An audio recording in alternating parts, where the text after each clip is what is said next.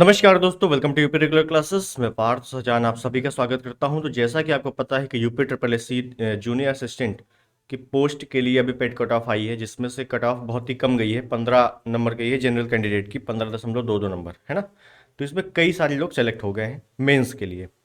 Mains परीक्षा आपकी चुनाव के बाद कभी भी हो सकती है, बहुत जल्द हो सकती है, क्योंकि 2022 पेड से है। क्योंकि 2023 पेड से अभी कोई भी वैकेंसी नहीं आई है, तो उसकी भी निकालनी है आयोग को। तो 22 पेड से है, तो बहुत ही जल्दी हो जाएगा इसका पेपर। ठीक है। तो उसी के संदर्भ में जो यूपी ट्रिपल एस सी का जो जीएस का पार्ट है, इसमें वो 20 नंबर का पूछा जाना है। हालांकि मैंने जो डिस्कशन किया था इसके सिलेबस के लिए, पूरा सिलेबस और बुक लिस्ट वगैरह डिस्कशन किया था अगले वीडियो में, पिछले वीडियो में, तो आप जाके देख सकते हो उसको। ठीक। आज के विषय में हम बात करने वाले हैं कि यूपी ट्रिपल एस सी के आए हुए जितने भी क्वेश्चंस हैं, पीवाई क्यू हैं, प्रीवियस से जितने भी क्वेश्चन आए हुए हैं अभी तक, खासकर एंशियन हिस्ट्री। ठीक है ना। आज का वीडियो पूरा डेडिकेटेड है किसको? एंशियन हिस्ट्री को। तो प्राचीन इतिहास आज हम लोग देखेंगे कि जितने भी क्वेश्चन पूछे गए हैं यूपी ट्रिपल एस सी आयोग ने, उसको अच्छे से डिस्कशन करेंगे। क्योंकि किसी भी परीक्षा को पास करने के लिए सबसे ज़्यादा जरूरी है उसका सिलेबस और पीवाई क्यू। सिलेबस से हमें पता चलता है क्या पूछना है, अब पीवाईक्यू से पता चलता है कि किस तरीके से आयोग का ट्रेंड चलता आ रहा है। ठीक है। उसी के अनुसार तैयारी की जाती है। तो एंशियन हिस्ट्री, फिर medieval history, modern history, science, environment, polity और फिजिक्स, केमिस्ट्री, बायो, पूरा साइंस का हो ही गया। तो सभी पार्ट सिंगल सिंगल वीडियो में कवर किए जाएंगे। तो आज का वीडियो केवल और केवल एंशियन हिस्ट्री हम लोग कवर करेंगे, जितने भी क्वेश्चन अभी तक आए हुए हैं, ज़्यादातर क्वेश्चन। ठीक। एक्सप्लेनेशन करते हुए चलेंगे थोड़ा थोड़ा, और जल्दी कवर करेंगे, क्योंकि अपने को केवल देखना है ट्रेंड कैसा आ रहा है, कैसे क्वेश्चन अभी तक पूछे जा रहे हैं। ठीक है। तो चलिए शुरुआत करते हैं सेशन की। चैनल पर नए सब्सक्राइब, इस वीडियो को लाइक और शेयर जरूर करना। ओके। तो पहला क्वेश्चन शुरुआत करते हैं, जो कि ये रहा आपके सामने। क्या पूछ रहा है? निम्नलिखित में से किस युग में तांबे का पहली बार उपयोग किया गया था? देखो यहाँ पे क्या है कि बिल्कुल फैक्ट ज़्यादा पूछे जाते हैं यूपी ट्रिपल एस या किसी भी, जैसे यूपी पुलिस हो गया, फैक्ट ज़्यादा पूछे जाते हैं। तो पूछ रहा है तांबे का पहली बार उपयोग किया गया, तांबे। अब हमको तांबे से बिल्कुल पता चल रहा है। और देखो यहाँ पे ज़्यादा दिमाग लगा देंगे तो नहीं आएगा क्वेश्चन, क्योंकि ज़्यादा दिमाग लगाने से क्वेश्चन कहीं और ही चला जाता है। तांबा, तांबा मतलब ताम्र। तो बस ताम्र पाषाणिक युग होगा जहाँ पे तांबे का पहली बार उपयोग किया गया। तो ऑप्शन बी, ताम्र पाषाणिक युग। ठीक। इसको चैल्कोलिथिक युग भी कहा जाता है, याद रखना। चैल्कोलिथिक, चैल्कोलिथिक युग भी कहा जाता है इसको। ठीक है, याद रखना है। अगर मैं बात करूं जैसे नवपाषाण काल, तो यहाँ से कृषि की उपयोग शुरू हुआ, कृषि करना शुरू हुआ नवपाषाण काल में।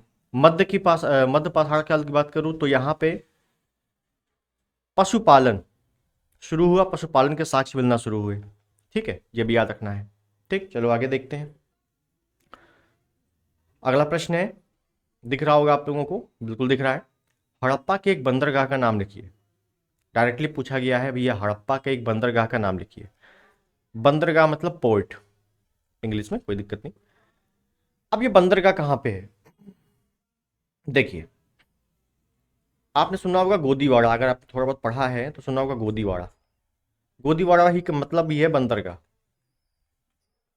और ये है भैया लोथल में। लोथल आपका है भोगवा नदी के किनारे, भोगवा नदी के किनारे है आपका गुजरात में। और यहाँ से आपका गोदीवाड़ा मिला है। याद रखना, कभी कभी बंदरगाह नहीं आता है, गोदीवाड़ा आता है, सबसे बड़ा गोदी। केवल गोदी लिख के आ जाएगा, कभी आप मिलान वाले क्वेश्चन देखोगे केवल गोदी लिख के आ जाएगा। तो गोदीवाड़ा बंदरगाह लोथल मिला है, कहाँ पर? गुजरात में, भोगवा नदी के किनारे। बहुत अच्छे से याद रखना, कई बार आ चुका है। ठीक। और 2022 में ये पूछा गया है। ठीक है, चलिए अगला देखेंगे। हड़प्पा सभ्यता के दौरान, अच्छा क्वेश्चन है, हड़प्पा सभ्यता के दौरान डांसिंग गर्ल, नर्तकी की कांस्य प्रतिमा बनाने के लिए डैश तकनीक का इस्तेमाल किया गया था। मतलब जो नर्तकी की मूर्ति मिली थी, डांसिंग गर्ल की मूर्ति मिली थी, कहाँ से मिली थी? मोहनजोदड़ो से। मोहनजोदड़ो है कहाँ पर? तो पाकिस्तान के सिंध प्रांत में है। सिंध प्रांत में, सिंधु नदी के तट पे है, सिंधु नदी के तट पे है। और यहीं से मोहरें मिली हैं, ये भी याद रखना। तो पूछ रहा है किस तकनीक का इस्तेमाल किया गया था, तो याद रखना है मोम लोपी ढलाई, कास्टिंग पद्धति का इस्तेमाल किया गया था, कास्टिंग तकनीक का इस्तेमाल किया गया था। ठीक है, बिल्कुल फैक्ट क्वेश्चन है और बिल्कुल लेटेस्ट क्वेश्चन है, 22 में ही आया हुआ है। ठीक है, अगला देखेंगे। कुल मिला के हड़प्पा सभ्यता हमें अच्छे से पढ़ना है, इससे हमें ये पता चल रहा है बस। क्या है? छठी 5वीं शताब्दी ईसा पूर्व में तुर्की के लोगों ने सिंधु के पूर्व में लोगों द्वारा इस्तेमाल की जाने वाली भाषा को कहा था। मतलब जो तुर्की के लोग थे, सिंधु के पूर्व में लोगों द्वारा इस्तेमाल की जाने वाली जो भाषा थी, भाषा को क्या कहा था? इन्हीं लोगों ने क्या कहा? हिंदुस्तान।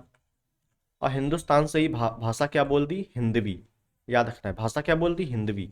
तो option B is the right answer. ठीक, ज़्यादा डिटेलिंग नहीं जाते हैं क्योंकि अपने को केवल क्वेश्चन देखना है, और बाकी जब थ्योरी क्लास होगी तो काफ़ी डिटेल में हम लोग बात करेंगे। ठीक, अगला देखेंगे। हड़प्पा संस्कृत के मोहर मोहर और टेराकोटा कला पर निम्नलिखित में से किस जानवर को दर्शाया नहीं गया था? ठीक है, कौन सा जानवर नहीं था ये पूछा गया है। तो कौन कौन था ये देख लेते हैं। तो देखो, मोहर, मोहर कहाँ से मिली? मोहनजोदड़ो से। मैंने अभी बताया आपको, मोहनजोदड़ो से मोहरें मिली। और इस पे भैया बाघ है, हाथी है, गैंडा है, बैल है, ये सभी मिले। गाय नहीं मिला था, ठीक है ना, ये याद रखना। गाय का अंकन या गाय को उसमें नहीं दर्शाया गया है। ठीक, ये अच्छे से याद रखना, और कई बार आ चुका है, ये बहुत अच्छे से कई बार आ चुका है। ठीक है, चलो अगला देखें। हड़प्पा काल में इनमें से कौन सा नगर 3 भागों में विभाजित था? 3 भागों में। एक आपसे पूछा जाता है कि सबसे बड़ा स्थल कौन सा है हड़प्पा का? सबसे बड़ा एरिया वाइज सबसे बड़ा स्थल कौन सा है? तो सबसे बड़ा स्थल राखी गढ़ी।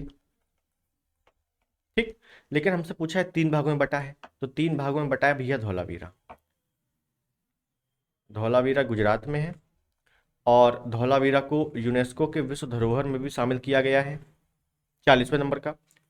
और एक चीज याद रखना है कि जल प्रबंधन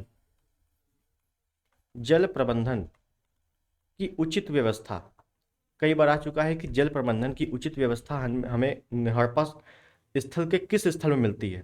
याद रखना, धौलावीरा में। ठीक, मोहनजोदड़ो की बात करें तो ये हम बात कर चुके हैं, मोहर मिलती है पाकिस्तान के सिंध प्रांत में है, सिंधु नदी के किनारे है। लोथल की बात कर चुके हैं हम, गोदीवाड़ा सबसे बड़ा, गोदीवाड़ा या बंदरगाह भोगवा नदी के किनारे है। कालीबंगा ये राजस्थान में है, और यहां से कांच की चूड़ियां मिलती है, कांच की चूड़ियां और जुते हुए खेत। जुते हुए खेत के साक्ष्य कहां से मिलते हैं? तो कालीबंगा से, ये याद रखना, कई बार आ चुका है। ठीक है, अगला देखेंगे। निम्नलिखित में से कौन सा सिंधु घाटी सभ्यता से संबंधित स्थल नहीं है? अच्छा, संबंधित स्थल नहीं है तो कोई दिक्कत नहीं। कालीबंगा तो हम लोग अभी देख चुके हैं, ये राजस्थान में है, कांच की चूड़ियां और जुते हुए खेत के साक्ष्य मिलते हैं।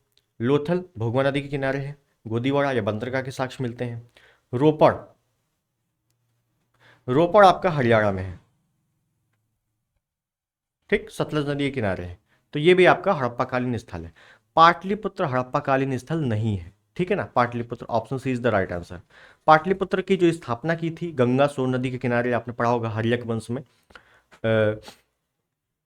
अजातशत्रु, अजातशत्रु ने की थी इसकी स्थापना, लेकिन इसको राजधानी उदयन ने बनाई थी। राजधानी किसने बनाया? उदयन ने बनाया, ठीक है ना। तो ये आपको पता होना चाहिए, और फिर आगे जाके मौर्य काल में, गुप्त काल में ये राजधानी बनी रही थी। ठीक, जब मौर्य काल आएगा तो इसके बारे में पाटलिपुत्र में डिटेलिंग में हम लोग बातें करेंगे। आगे देखें, मोहनजोदड़ो शब्द का अर्थ क्या होता है? बहुत बार आ चुका है मोहनजोदड़ो। मोहनजोदड़ो शब्द का अर्थ क्या होता है? तो मोहनजोदड़ो अभी हम लोगों ने देखा, सिंधु नदी के किनारे, सिंधु नदी के किनारे इसका मतलब सिंध प्रांत में, और मोहरे मिली यहां से। बृहद स्नानागार, ठीक, सबको पता होगा बृहद स्नानागार के साक्ष्य मिलते हैं, और इसका अर्थ होता है मृतकों का टीला। मृतकों का टीला शाब्दिक अर्थ होता है, ठीक, पता होगा कई लोगों को। अब मृतकों का टीला कहीं पर नहीं लिखा है, तो mound of the dead, English से भैया, mound of the dead English को ही देवनागरी लिपि में लिखा गया है, ठीक है ना। तो ये चीजें थोड़ा सा याद रखना, थोड़ा सा दिमाग लगाओगे तो पता चल जाएगा, कोई बड़ी चीज नहीं है। ठीक है, चलो अगला देखें। हाँ, क्या बोला गया है? सिंधु घाटी सभ्यता के बारे में इनमें से कौन सा कथन सत्य है? सिंधु घाटी में सत्य है, ठीक है, देखते हैं कौन सा सत्य है। ऑप्शन डी देखो, सिंधु लोग कुत्तों, बिल्लियों, घोड़ों को बड़े पैमाने पर पालते थे। तो बिल्कुल नहीं, बिल्कुल नहीं, बिल्लियों को नामो निशान नहीं था। उसके बाद सिंधु घाटी सभ्यता पंजाब, सिंध, बलूचिस्तान, गुजरात, राजस्थान, पश्चिम बंगाल के कुछ हिस्सों को कवर करती है। तो सिंधु घाटी सभ्यता भैया इनको भी कवर करती है, बिल्कुल सही है, लेकिन पश्चिम बंगाल एरिया गलत है। पश्चिम बंगाल एरिया गलत है। क्यों? क्योंकि जो सिंधु घाटी सभ्यता है, अगर बिल्कुल छोर देखें उसका कि सबसे ऊपरी छोर कौन सा है, निचली निचला छोर कौन सा है, तो ऊपर हमें मिलता है मांडा, जो कि जम्मू कश्मीर में है।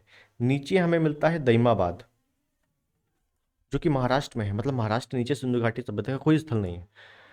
पश्चिम में देखेंगे तो सुद कांगेडोर मिलता है, जो कि बलूचिस्तान में है। तो बलूचिस्तान तो बिल्कुल सही है। पश्चिम में और पूर्व में देखेंगे तो हमें मिलता है आलमगीरपुर, आलमगीरपुर जो कि मेरठ में है, यूपी में है। तो भैया पश्चिम बंगाल तो बिल्कुल नहीं मिलेगा, तो ये भी गलत हो गया। उन्होंने लकड़ी के बक्से में अनाज भंडारित किया, बिल्कुल गलत, लकड़ी के बक्से में अनाज भंडारित नहीं किया था। सिंधु लोग कपास का उत्पादन करने वाले पहले थे, बिल्कुल सही। कपास का पहली बार उपयोग सिंधु घाटी सभ्यता में हुआ। इसी वजह से, इस कारण से भाई कपास का उत्पादन हुआ, खेती शुरू हुई, इसी कारण से इसको सिंडन सभ्यता भी कहा गया। सिंडन सभ्यता। पूछा जाता है कि हड़प्पा कालीन को सिंडन सभ्यता क्यों कहा गया? क्योंकि कपास से खेती शुरू हुई, इसी वजह से सिंडन सभ्यता कहा गया। ठीक है, याद रखना। अगला देखें, हड़प्पा स्थल के एक हिस्से लोथल की खुदाई खोज किसने की थी? लोथल, लोथल की खोज किसने की थी, खुदाई किसने की थी, या उत्खनन किसने करवाया था, यह पूछा गया है। लोथल, भोगवा नदी के किनारे, गुजरात में गोदीवाड़ा मिला या बंदरगाह मिला, बंदरगाह के साक्ष्य मिले। ठीक, इसकी खोज या खुदाई किसने करवाई थी? रंगनाथ राव, रंगनाथ राव ने करवाई थी। तो option C is the right answer. ठीक, दयाराम साहनी हड़प्पा का उत्खनन करवाया, और राखलदास बनर्जी मोहनजोदड़ो का उत्खनन करवाया। ठीक है ना, ये नाम स्पेशल याद रखना है। उसके बाद सिंधु सभ्यता में घोड़े के अस्थियों का अवशेष कहाँ मिला है? घोड़े के अस्थि, तो याद रखना है, जो घोड़े के अस्थि हैं या घोड़े के अस्थि पंजर है, इसका मिला है सुदकोटेदा। सुदकोटेदा कहाँ पे है? गुजरात में। सुदकोटेदा कहाँ पे है? गुजरात में, घोड़े के अस्थि पंजर। ठीक, चुनौदड़ों की अगर बात करें, चुनौदड़ों इंपॉर्टेंट है। चुनौदड़ों क्यों इंपॉर्टेंट है? ये है, आप ये कहाँ पे है? तो ये सिंधु नदी के तट पे है, सिंधु नदी के तट पे है, सिंध प्रांत में है। सिंध प्रांत में कई बार ये पूछा जाता है कि निम्नलिखित में से कौन सा सिंध प्रांत में है, तो बताना है। तो सिंधु नदी के किनारे कौन कौन मिला हमें? चुनौदड़ो मिला और एक मोहनजोदड़ो मिला। तो दोनों जो है सिंध प्रांत में है, ये भी याद रखना। ठीक, उसके बाद यहाँ मन के बनाने के साक्ष्य मिलते हैं, मन के बनाने का कारखाना। तो याद रखना, यहाँ पर कारखाना मिलता है, फैक्ट्री। ऐसा पहला स्थल है जहाँ पर फैक्ट्री हमें मिलती है, फैक्ट्री के साक्ष्य मिलते हैं। ठीक, तो ये चीज़ें याद रखनी है। अगला देखेंगे, क्या बोला गया है? अच्छा प्रश्न दिख रहा है, उपनयन समारोह से क्या तात्पर्य है? उपनयन समारोह से क्या तात्पर्य है, यह हमें पूछा गया है। उपनयन, कई लोगों को पता होगा उपनयन, कई लोगों को नहीं पता होगा। देखो, अगर हम थोड़ा सा सभ्यता, वैदिक सभ्यता के बारे में देखें, तो हमें उसमें 4 आश्रमों के बारे में पता चलता है। कौन कौन सा आश्रम है? एक है ब्रह्मचर्य आश्रम, एक है गृहस्थाश्रम, एक है वानप्रस्थ आश्रम, और एक है, यहाँ पे लिख रहा हूं, संन्यास आश्रम। जी, आश्रम है 4 तरह के। इन चारों आश्रमों का उल्लेख कहाँ पे है? उल्लेख मैं बोल रहा हूं तो थोड़ा बहुत लिख लेना आप लोग, ठीक है ना। उल्लेख, जाबालोपनिषद, जाबालोपनिषद, उपनिषद होते हैं 108 उपनिषद है, उसमें से एक उपनिषद है जाबालोपनिषद, उसमें चारों आश्रमों का उल्लेख मिलता है। ब्रह्मचर्य आश्रम का मतलब है कि 0 से 25 साल तक, मतलब जब से जन्म हुआ उसके बाद 25 साल तक ब्रह्मचर्य अपनाओ। उसके बाद 26 से 50, उसके बाद 51 से 75, उसके बाद 76 से 100 साल तक। ठीक, ये आपका एज है। इसी एज में आपको क्या क्या करना है, ये बातें पता चलती। ब्रह्मचर्य की बात करूं, ब्रह्मचर्य, केवल ब्रह्मचर्य की बात कर रहा हूं मैं। ठीक, समझना, ब्रह्मचर्य में जैसे ही कोई एंट्री लेगा, एंट्री जैसे ही कोई जाएगा बालक, भाई छोटा ही होगा तभी तो जाएगा यहाँ पे, 8 वर्ष में जो ब्राह्मण होते हैं वो जाते हैं, ये याद रखना, ठीक है ना। उसके बाद अगर ये जो उपनयन संस्कार है, उपनयन संस्कार या उपनयन समारोह, ये क्या होता है, जैसे ही कोई ब्रह्मचर्य में जाएगा तो वो जनेऊ अपनाएगा। जनेऊ देखा होगा, जनेऊ ब्राह्मण लोग या कई लोग धारण किए रहते हैं, ठीक है ना। तो वही है जनेऊ, उपनयन वही है, ठीक है ना। जैसे ही कोई एंट्री मारेगा तो वो उसको उपनयन संस्कार अपनाना पड़ेगा, जनेऊ धारण करना पड़ेगा, ठीक। उसके बाद जैसे ही ब्रह्मचर्य से निकलेगा, जैसे ही ब्रह्मचर्य से निकलेगा गृहस्थ में जाएगा। उसके बाद जैसे ही ब्रह्मचर्य से निकलेगा तो जो एंडिंग पॉइंट होगा, समापन होगा, उसी को समावर्तन संस्कार कहा गया है। क्या? समावर्तन, समावर्तन संस्कार। 16 संस्कार है, उसके बारे में हम लोग बात करेंगे डिटेलिंग में, ठीक है ना, जब थ्योरी क्लास होगी। तो समावर्तन संस्कार कहा गया है। तो हमसे पूछा गया है उपनयन समारोह से क्या तात्पर्य है। तो उपनयन समारोह मैंने बताया कि जो जनेऊ धारण करेंगे वही है, ब्रह्मचर्य में अपनाया जाता है, तो बच्चों को पवित्र जनेऊ धारण कराया जाता है। Option C is the right answer. Clear हो गई चीजें। अब बाकी जितने भी आश्रम है, जितने भी संस्कार है, जितने भी यज्ञ हैं, कायदे में हम लोग डिटेलिंग में पढ़ेंगे इसके बारे में, ठीक है ना, थ्योरी क्लास में। अगला देखें, सत्यमेव जयते महाकाव्य कहाँ से उद्घृत है। सत्यमेव जयते सबको पता होगा, सत्यमेव जयते कहाँ से लिया गया है, तो मुंडकोपनिषद से लिया गया है, ठीक है ना। उपनिषद, उपनिषद आपके 108 है, उसी में से जैसे जालोपनिषद, एक जवालोपनिषद हम लोगों ने देखा, उसके बाद एक मुंडकोपनिषद है जिसमें सत्यमेव जयते हैं। और इसी में याद रखना, यज्ञ को टूटी हुई नौका, यज्ञ को टूटी हुई नौका भी कहा गया है, किसमें? मुंडकोपनिषद में, ठीक है, ये भी याद रख लेना, ठीक। चलो आगे देखें, वेदों के गद्य प्रकरण क्या कहलाते हैं। वेदों के जो गद्य प्रकरण है वो क्या कहलाते हैं। तो याद रखना है कि वेदों के जो गद्य प्रकरण है वो ब्राह्मण कहलाते हैं। ब्राह्मण, ब्राह्मण ग्रंथ सुना होगा, ब्राह्मण ग्रंथ, अरणक ग्रंथ। अरणक ग्रंथ क्या होते हैं, उपनिषद क्या होते हैं। तो ब्राह्मण का मतलब है कि वेदों को अच्छे से समझने में सहायता मिलती है, ठीक, समझने में सहायता मिलती है। ये क्या है, ये ग्रंथ है, ठीक है ना। ब्राह्मण का मतलब वो नहीं जो आप लोग पंडित समझ लो, ब्राह्मण ग्रंथ, ग्रंथ की बात हो रही है यहाँ पर, ठीक। चलो अगला देखें, निम्नलिखित में से कौन सा ज्ञान के सिद्धांत पर बल देता है। ज्ञान के सिद्धांत पर कौन बल देता है, यह पूछा गया है। तो याद रखना, अगर आपसे पूछ ले ज्ञान के सिद्धांत पर बल देता है, या पूछ ले आपका दर्शन, दर्शन सिद्धांत किससे संबंधित है, तो क्या करोगे आप?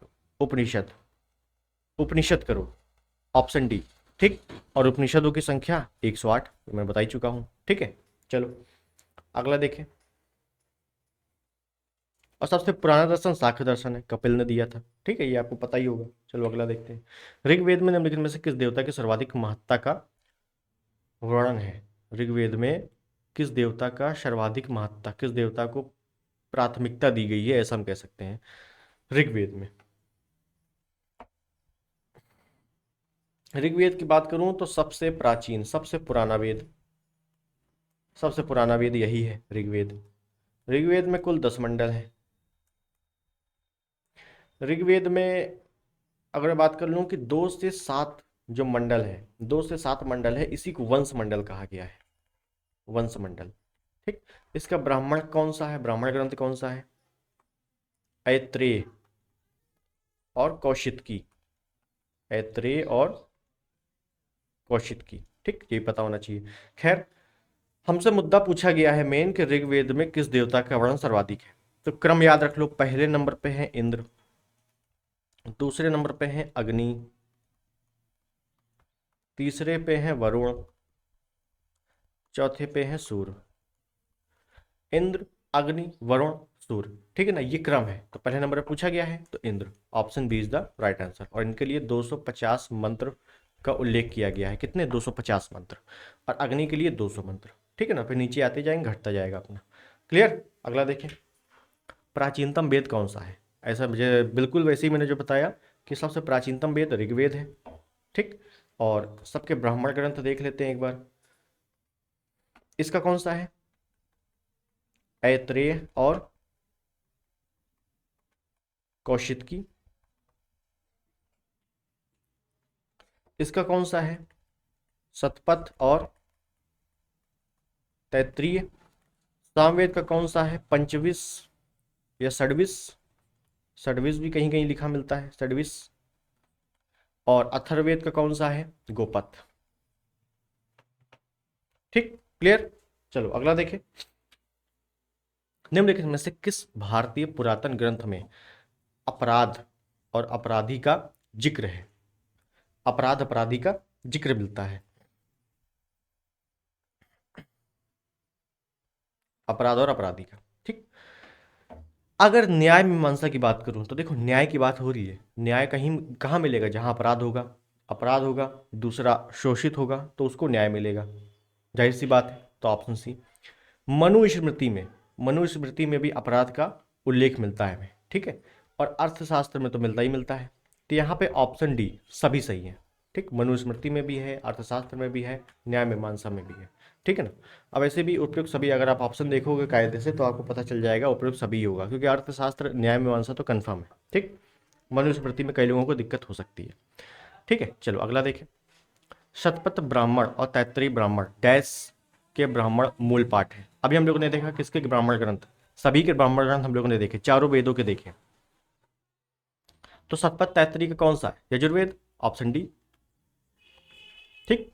नेक्स्ट, ऋग्वेद में निहित गायत्री मंत्र किस देवता को समर्पित है? ठीक है, गायत्री मंत्र की बात हो रही है। तो ऋग्वेद में जैसे बताया कि 10 मंडल है। कितने मंडल है? 10 मंडल है। इन 10 मंडल में जो तीसरा मंडल है ये इंपॉर्टेंट है, चौथा मंडल है ये इंपॉर्टेंट है, सातवां मंडल है ये इंपॉर्टेंट है, नवा मंडल है ये इंपॉर्टेंट है। क्यों इंपॉर्टेंट है? क्योंकि कई बार आ चुके हैं, इस वजह से इंपॉर्टेंट है, ठीक।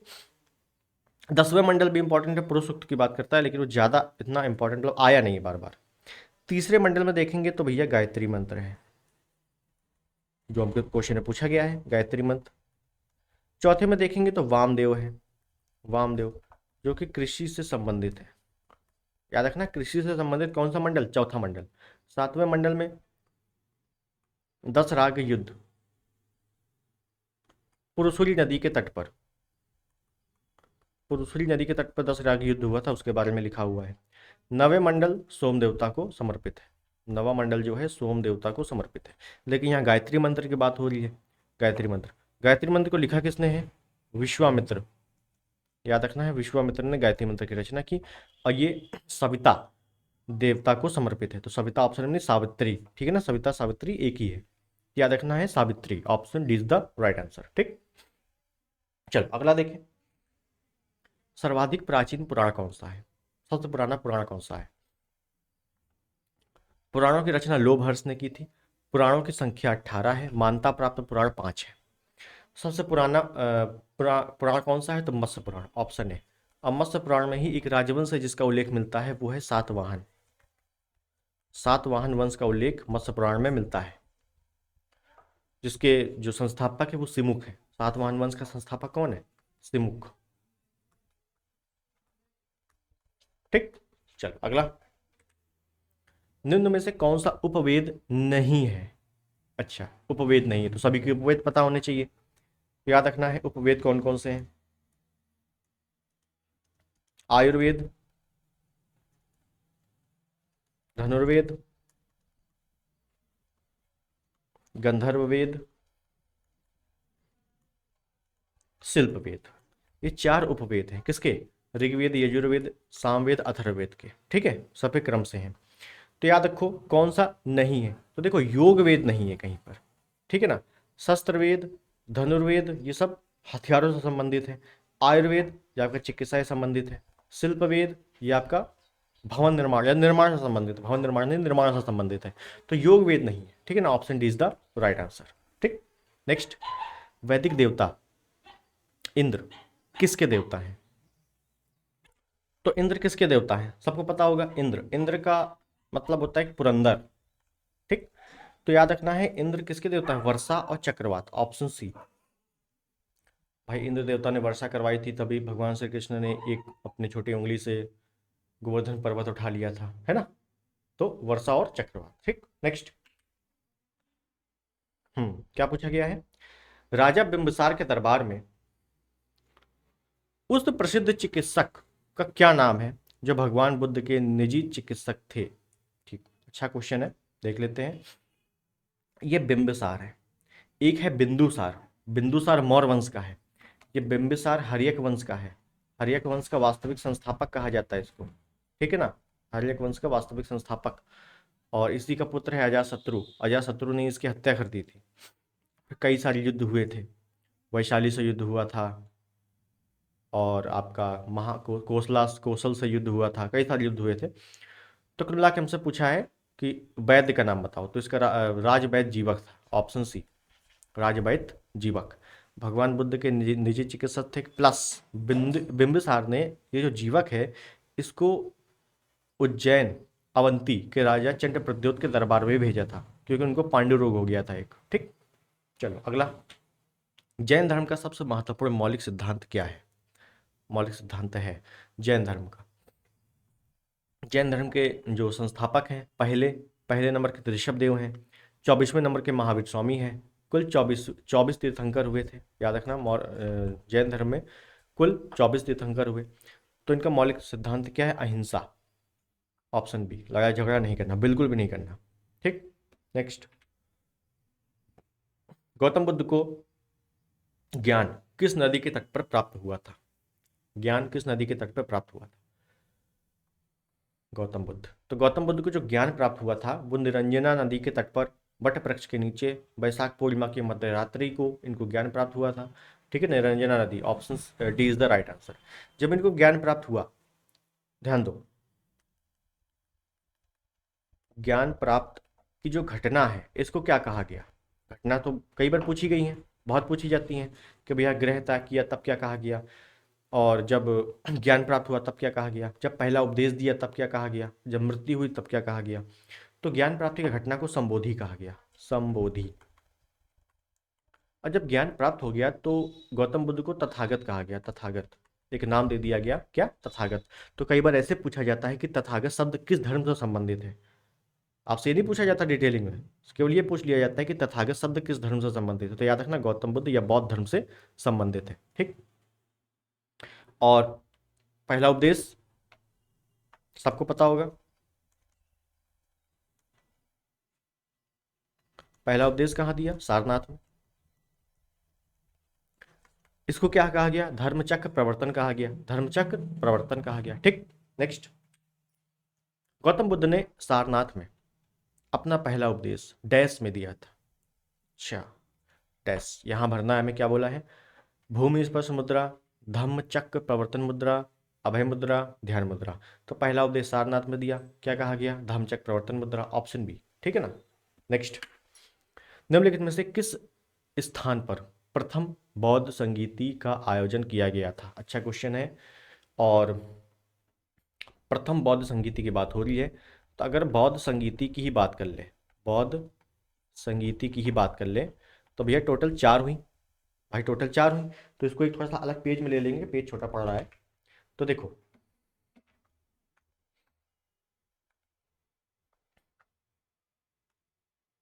हम्म 4 होती हैं बौद्ध संगीति। कहाँ कहाँ होती है वो देख लेते हैं। पहले की बात करें, राजगृह, सप्तपर्णी गुफा में होती है, सप्तपर्णी गुफा में। किसके काल में? अजातशत्रु। बहुत अच्छे से याद रखना, अजातशत्रु, हर्यक वंश का शासक है अजातशत्रु। और ये तो शासक हो गया, लेकिन अध्यक्षता किसने की? तो महाकश्यप। ठीक, तो यहां पर मैं लिख लूं शासक कौन था, और यहां पर मैं लिख दूं अध्यक्षता किसने की। अब पहले स्थान, स्थान देख लेंगे कहां पर, ठीक है ना। दूसरा देख लें, दूसरा कहां पे हुआ? दूसरा हुआ भैया आपका वैशाली में। कौन है? कालाशोक शासक। अध्यक्षता कौन है? साबरमीर। तीसरा पाटलिपुत्र, कौन है? अशोक। और अध्यक्षता कौन कर रहा है? मोगली पुत्र तिस, मोगली पुत्र तिस। चौथा कश्मीर कुंडलवन, कश्मीर के कुंडलवन में शासक कौन है? कनिष्क, कुषाण वंश का शासक कनिष्क आ चुका है अब। और अध्यक्षता कौन कर रहा है? वसुमित्र। अब ध्यान देना, इसी चौथे में पहली बार इसी चौथे में पहली बार अध्यक्ष तो कर ही रहा है, उपाध्यक्ष का पद पहली बार बनाया गया, और उपाध्यक्ष कौन बना? अश्वघोष चौथे वाले में, ठीक है ना। उपाध्यक्ष कौन बना? अश्वघोष, पहली बार उपाध्यक्ष का पद आया था इसमें, ठीक। अगर आपको सन लिखना हो तो लिख लो 483 BC, 383 BC, BC है ये, ठीक है ना, बिफोर क्राइस्ट। और उसके बाद 251 BC या 55 में कहीं कहीं लिखा होता है ये प्रथम शताब्दी, ठीक है, तो याद रखना है। लेकिन क्वेश्चन क्या पूछा गया था हमसे? क्वेश्चन पूछा गया था कि प्रथम बौद्ध संगीति का आयोजन कहाँ किया गया था? तो राजगृह सबसे बड़ी गुफा, option C is the right answer. Clear? चलो अगला देखिए।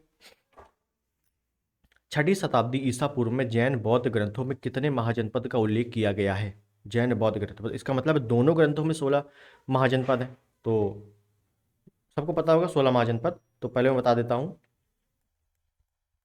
बौद्ध जैन। बौद्ध का है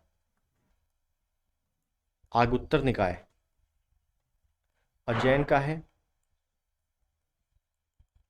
भगवती सूत्र। तो याद रखना, आगुत्तर निकाय, भगवती सूत्र। बौद्ध धर्म के आगुत्तर निकाय और जैन धर्म के भगवती सूत्र में 16 महाजनपदों का उल्लेख है। तो ऑप्शन बी 16, जिसमें से यूपी में कितने हैं? 8, ठीक है ना। तो यूपी स्पेशल में कई बार आ चुका है कि यूपी में कितने 16 महाजनपदों में से हैं, तो 8 महाजनपद है यूपी में केवल, ठीक। नेक्स्ट, भगवान बुद्ध की 200 फीट ऊंची कांस्य प्रतिमा स्थापित करने का निर्णय लिया गया है। देखिए क्या पूछा गया है। तो देखिए इसमें क्या है कि 200 फीट ऊंची कांस्य प्रतिमा, ये वैसे 2015 का क्वेश्चन है, अगर आप देख रहे होगे तो 2015 क्वेश्चन है, काफी पुराना क्वेश्चन है। तो ये उस समय 200 फीट ऊंची प्रतिमा कुशीनगर में लगाई गई थी, ठीक है ना, कुशीनगर में। अब कुशीनगर मतलब यूपी, और कुशीनगर में गौतम बुद्ध की मृत्यु हुई थी, ठीक है ना। तो उस समय अखिलेश यादव मुख्यमंत्री थे, ठीक, तो उन्होंने ही ये लगवाया था, ठीक है। चलो अगला, बुद्ध को महापरिनिर्वाण कहाँ प्राप्त हुआ? महापरिनिर्वाण, उनकी जो मृत्यु हुई उसी को महापरिनिर्वाण कहा गया। तो मृत्यु कहाँ हुई? कुशीनगर, ऑप्शन बी, ठीक, कोई दिक्कत नहीं है। अगला, किस स्मारक से गौतम बुद्ध ने दुनिया के लिए बौद्ध धर्म के अपने दिव्य ज्ञान का प्रचार किया था?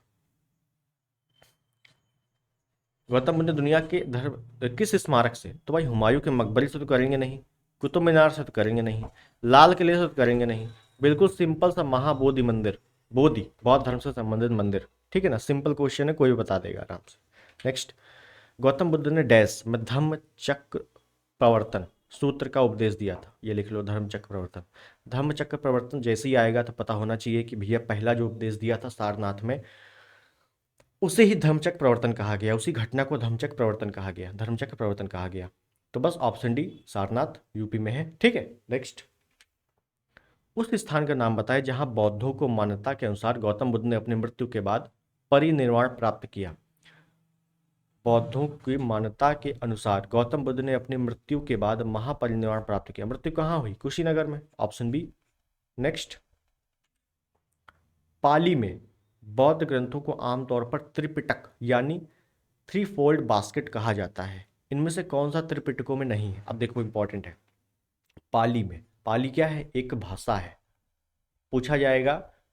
यहां पे लिख देता हूं, बौद्ध और जैन, बौद्धों की भाषा क्या है? पाली, जैसे कि आपको पता चल चुका।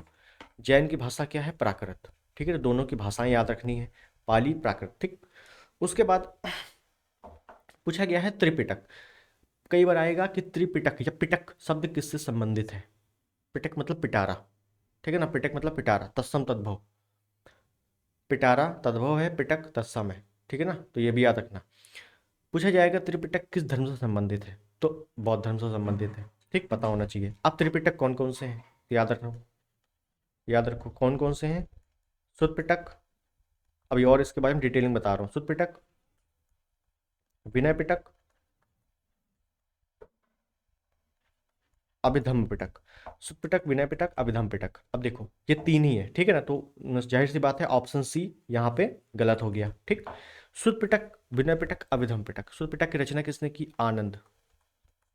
विनय पिटक उपाली, और अभिधम्म पिटक, तो अभिधम्म पिटक की रचना आपको पता होगा, अभी तीसरी बौद्ध संगीति सभा पाटलिपुत्र अशोक, अध्यक्षता कौन कर रहा है? मोगलीपुत्र तिस। तो वही मोगलीपुत्र तिस यहाँ पे है, मोगलीपुत्र तिस ने इसकी रचना की। इसमें क्या है?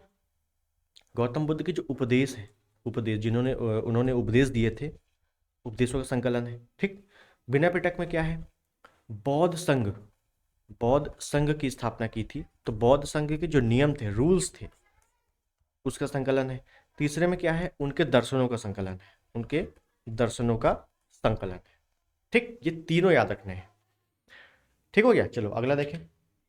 त्रिपिटक निम्नलिखित में से किससे संबंधित है? देखो आ गया, त्रिपिटक किस धर्म से संबंधित है, किससे संबंधित है, ऐसे कई बार आता है, तो बिल्कुल अच्छे से याद हो गया है, बौद्ध धर्म से संबंधित है।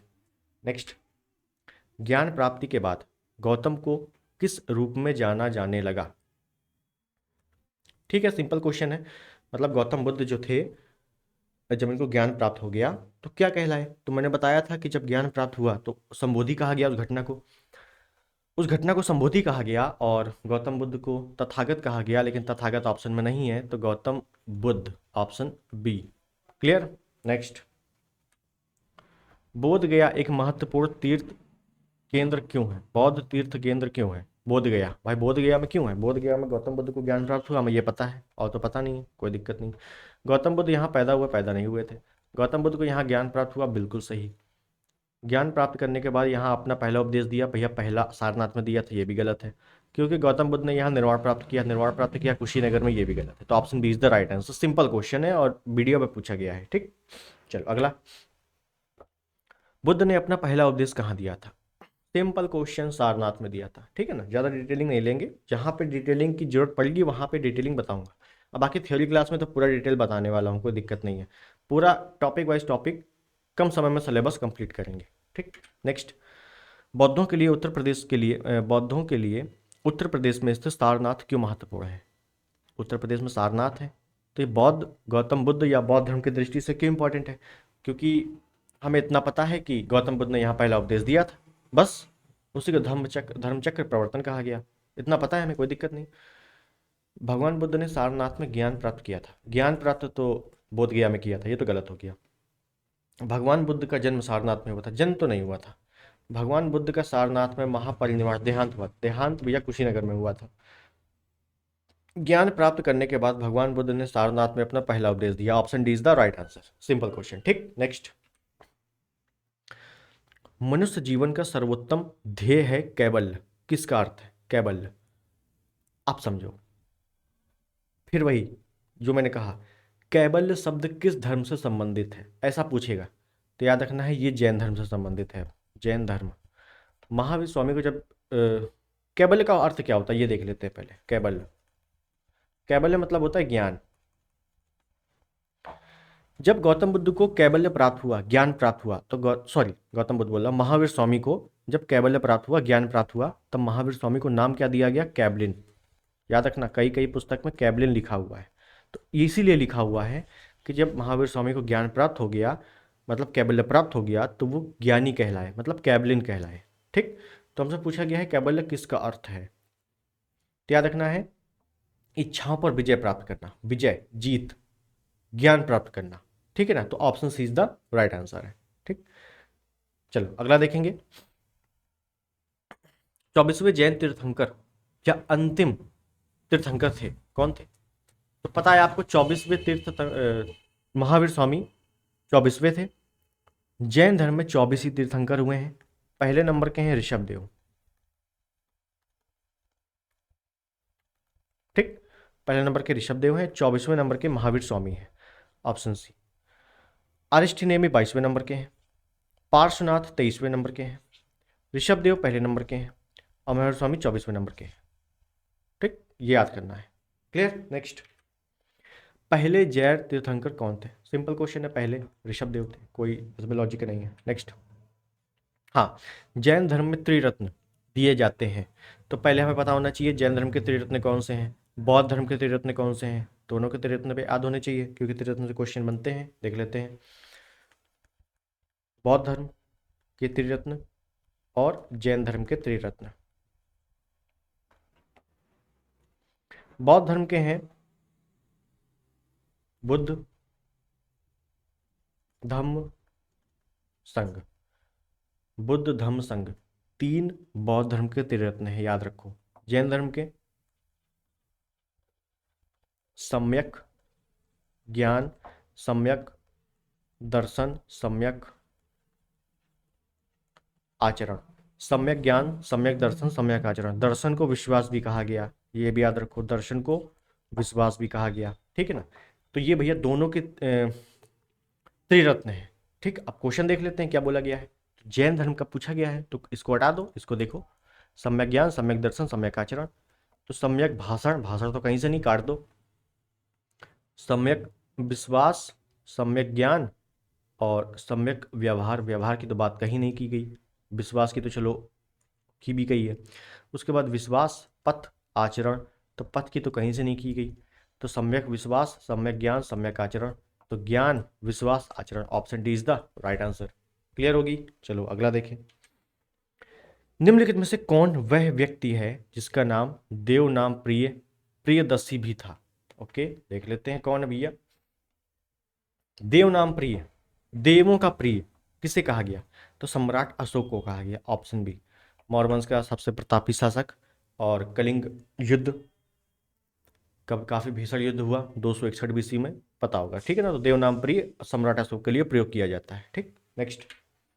राजा कनिष्क के शासनकाल के दौरान दरबारी चिकित्सक का नाम बताइए। कनिष्क, कनिष्क कौन है, तो भैया कुषाण वंश से संबंधित, कुषाण वंश से संबंधित है। कुषाण वंश कौन है, तो ये कुषाण जो है चीन से आए थे, चीन की यूची शाखा, यूची शाखा से संबंधित है, ये भी याद रखो। एक एक पॉइंट जो बता रहा हूँ वनडे एग्जाम के लिए बहुत इंपॉर्टेंट है, ठीक है ना। कुषाण वंश चीन से संबंधित है, चीन की यूची शाखा से ये आए। अब ये थोड़ा सा क्रम देख लेते हैं, कौन कौन आए। कुजुल, कटफिशेस, कुजुल कटफिशेस, उसके बाद विम कटफिशेस, उसके बाद कनिष्क। कुजुल कटफिशेस, विम कटफिशेस, फिर कनिष्क। कुजुल कटफिशेस संस्थापक है, उसके बाद कनिष्क धीरे धीरे क्रम आता जाता है। कुजुल कटफिशेस ने तांबे का सिक्का जारी किया पहली बार, इसने सोने का सिक्का जारी किया पहली बार, और इसके सिक्कों पर बुद्ध का अंकन मिलता है, बुद्ध का अंकन, बहुत अच्छे से याद रखना। कुषाण वंश के किस शासक ने पहली बार तांबे का सिक्का जारी किया, कई बार पूछ चुका है कुजुल कटफिशेस ने। किसने सोने का सिक्का जारी किया, विम कटफिशेस ने। इसके सोने के सिक्कों पर एक चीज और याद रख लो, हो सकता है वनडे एग्जाम में ना भी आए लेकिन फिर भी याद रख लो। इसके जो सोने का सिक्का था, इस पर शिव, त्रिशूल, नंदी, मतलब भगवान शिव, त्रिशूल, नंदी का अंकन मिलता है, ठीक है ना, ये इंपॉर्टेंट है। तो हमसे क्या पूछा गया, दरबारी कौन था, तो कनिष्क चौथी बौद्ध संगीति सभा का शासक भी था उस समय। तो इसमें जो चरक है, ऑप्शन सी चरक, कनिष्क का दरबारी चिकित्सक था, और चरक ने एक पुस्तक लिखी जिसका नाम है चरक संहिता, चरक संहिता, ये भी याद रखना। Clear, next. नगर पालिका प्रशासन की एक विस्तृत प्रणाली की स्थापना के लिए निम्नलिखित में से सबसे प्रसिद्ध राजा का नाम बताइए। नगर पालिका प्रशासन, तो प्रशासन व्यवस्था, नगर प्रशासन कुल मिला के, नगर प्रशासन सर्वोत्तम किसमें थी, चंद्रगुप्त मौर्य या मौर्य काल में थी, ठीक है ना। इसके बारे में उल्लेख मेगस्थनीज के इंडिका में दिया हुआ है नगर प्रशासन के बारे में। तो जब मौर्य वंश हम लोग देखेंगे अलग से, उसके बारे में डिटेलिंग में आएंगे, ठीक है ना। तो याद रखना है चंद्रगुप्त मौर्य। अगला, कनिष्क के शासनकाल के दौरान निम्नलिखित में से कौन सी बौद्ध संगीति का आयोजन हुआ था। बता चुका हूं कि चौथी जो बौद्ध संगीति थी उसमें कनिष्क शासक था, और अध्यक्षता किसने की थी, वसुमित्र ने। पहली बार उपाध्यक्ष का पद बनाया गया था, उपाध्यक्ष कौन बना था, तो अश्वघोष। Clear, next. मौर्यकालीन भारत के, मौर्यकालीन भारत के विवरण वाली इंडिका के लेखक थे, इंडिका, इंडिका के लेखक कौन थे, जिसमें मौर्य काल का उल्लेख मिलता है। तो इंडिका के लेखक थे मेगस्थनीज। मेगस्थनीज चंद्रगुप्त मौर्य के शासनकाल में भारत आया था 305 बीसी में। हेंगसांग हर्षवर्धन के काल में भारत आया। फाहियान चंद्रगुप्त द्वितीय या विक्रमादित्य के काल में भारत आया। मेगस्थनीज की जो पुस्तक है वो इंडिका है। हेंगसांग की जो पुस्तक है वो है सी यू की, सी यू की। और फाहियान की जो पुस्तक है वो है फो को की, फोको की। क्लियर, तो सबकी पुस्तक भी याद करनी है। अगला, चरक संहिता संबंधित है। चरक कुषाण वंश के शासक कनिष्क, कनिष्क के दरबारी चिकित्सक कौन है, चरक। चरक ने पुस्तक लिखी, चरक सही था। तो बस पुस्तक किससे संबंधित है? चिकित्सा से संबंधित है, मेडिकल से संबंधित है। Option B is the right answer. Clear. Next, एक दूसरे से अटैच प्रश्न पूछे जा रहे हैं, ये भी याद रखो। और बिल्कुल फैक्ट पूछा जा रहा है, ज्यादा डिटेलिंग नहीं जा रहा है, बिल्कुल फैक्ट पूछा जा रहा है अभी तक। मौर्य अर्थव्यवस्था मुख्य रूप से डैश पर निर्भर थी, किस पर निर्भर थी? तो देखो, मौर्य अर्थव्यवस्था में कृषि भी था, उद्योग भी था, व्यापार भी था, सभी कुछ था। लेकिन जो प्रोबेबिलिटी दी जाती है वो कृषि को दी जाती है। तो याद रखना, कृषि अर्थव्यवस्था पर मुख्य रूप से निर्भर थी। ठीक है। अगला, अशोक के प्रधान शिलालेखों में सबसे बड़ा शिलालेख है। तो देखो, अशोक के शिलालेख कितने हैं? 14 शिलालेख है। ठीक है। 8 स्थानों से प्राप्त हुए हैं। जो स्तंभलेख है वो 6 स्थानों से प्राप्त हुए हैं। सभी स्थान के बारे में हम लोग आगे चर्चा करेंगे, ठीक है ना, थ्योरी वाली क्लास में। कौन सा शिलालेख किस स्थान से मिला है, क्यों महत्वपूर्ण है, उसके बारे में चर्चा करेंगे। ठीक है ना। तो अभी हमसे सिर्फ इतना पूछा गया है कि जो प्रधान शिलालेख है वो कौन सा है? 13वां शिलालेख है। क्यों 13 ही? क्यों? क्योंकि इसमें कलिंग युद्ध का वर्णन है। कलिंग युद्ध जो कि 261 बीसी में हुआ था, कलिंग युद्ध, उसका वर्णन 13वें में है। इस वजह से ये काफी इंपॉर्टेंट हो जाता है और सबसे बड़ा हो जाता है 13वां। ठीक। एक चीज और याद रखना, दूसरा और 13वां शिलालेख जो है, दोनों यहां बात कर रहा हूं मैं, दूसरे नंबर का और 13वें नंबर का। 13वां तो बड़ा है ही, लेकिन दूसरा और 13वें में दक्षिण भारत के जो राजवंश है, दक्षिण के राजवंशों का उल्लेख है। चोर, चेर, पांडे, ये सब है ना, दक्षिण के राजवंशों का उल्लेख है दूसरे और 13वें में।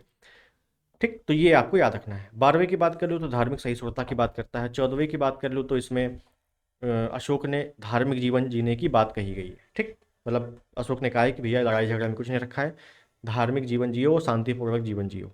ठीक। 14वें में कहा गया है, ये अंतिम है। अगला देखें, अशोक के आक्रमण के दौरान कलिंग या पूर्वी प्रांत की राजधानी कौन सी थी? कलिंग की राजधानी कौन सी थी? देख लेते हैं। प्रांत, तो देखो मौर्य वंश में जो प्रांत है उसको चक्र कहा गया। पहली चीज तो ये याद रखो, प्रांतों को क्या कहा गया? चक्र कहा गया। ये भी आपसे कई बार पूछा गया है कि भैया अशोक या मौर्य काल में प्रांत को निम्नलिखित में से और क्या कहा गया है? तो चक्र कहा गया है। ध्यान रखना, क्या कहा गया है? चक्र कहा गया है। क्लियर। लेकिन हमसे यहाँ पूछा गया है राजधानी कौन सी थी? कलिंग की। तो कलिंग की राजधानी थी भैया तोसली। ऑप्शन डी, तोसली।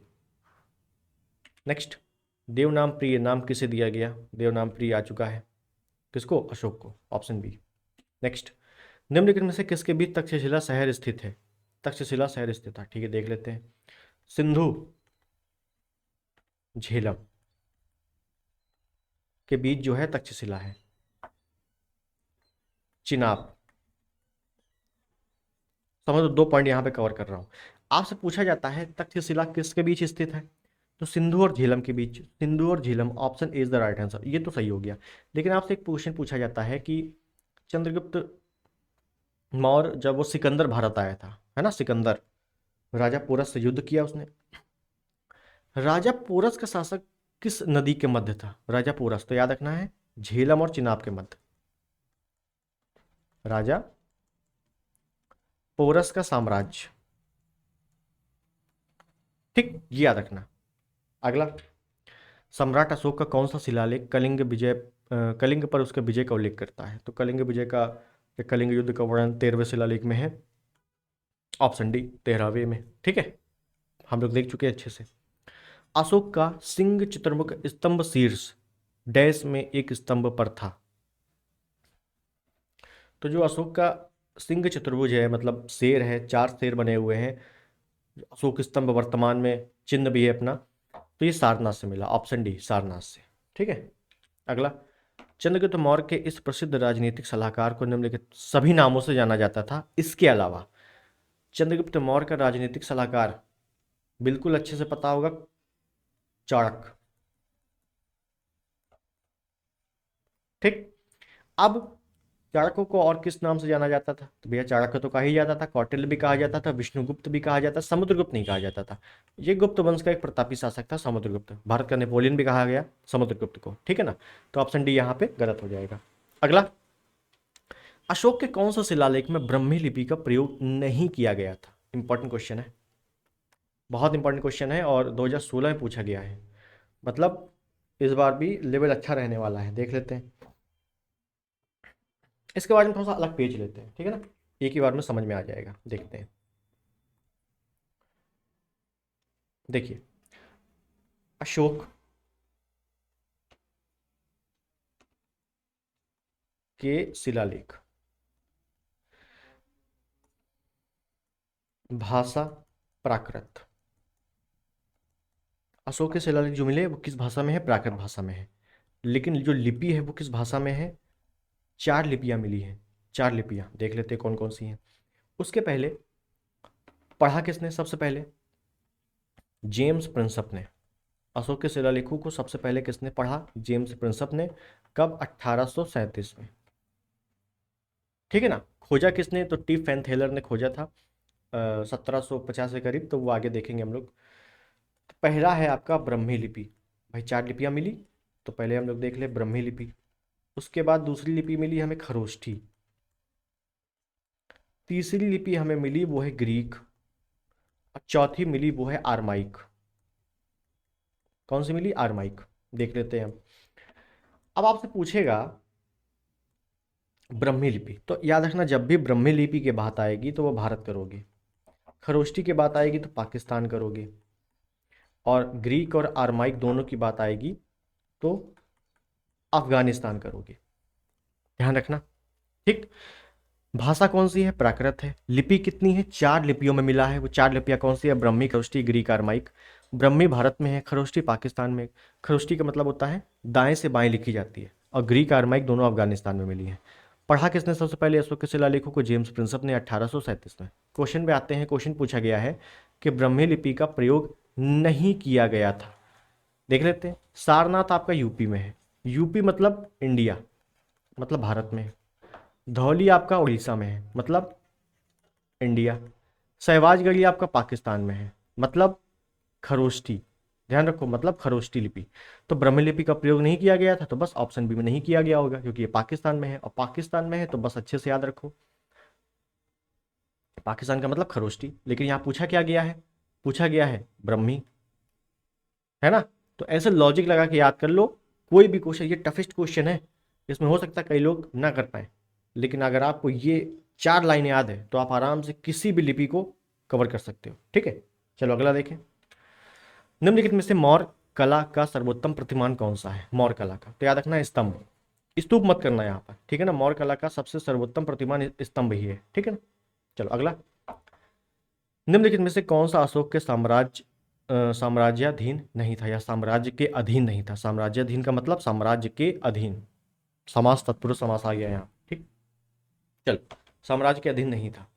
तो देखो, 2 आपको पॉइंट याद रखने हैं, एक असम और दूसरा श्रीलंका। ये 2 ऐसे क्षेत्र हैं जो अशोक के साम्राज्य में नहीं थे। तो श्रीलंका तो ऑप्शन में नहीं है। असम को कामरूप भी कहा गया। असम को क्या कहा गया? कामरूप भी कहा गया। तो ऑप्शन डी, असम का पुराना नाम था कामरूप, ठीक है ना। तो ये दोनों आपके अशोक के अधीन नहीं थे, ठीक है। चलो अगला। बृहद सांची स्तूप किस कला से संबंधित है? सांची स्तूप किसने बनवाया था? अशोक ने, तो मौर्य कला से संबंधित होगा, सिंपल सी बात है। अगला। योग दर्शन से प्रवर्तन कौन? योग दर्शन के प्रवर्तन कौन थे? योग दर्शन के योग कौन करता है? बाबा रामदेव? तो रामदेव तो होगा नहीं भैया, पतंजलि। ऑप्शन सी पतंजलि, महर्षि पतंजलि। इसी वजह से बाबा रामदेव की जो कंपनी है वो कौन सी है? पतंजलि, योग के ऊपर है ना, पतंजलि। अब महर्षि पतंजलि की बात कर ले। पुष्यमित्र शुंग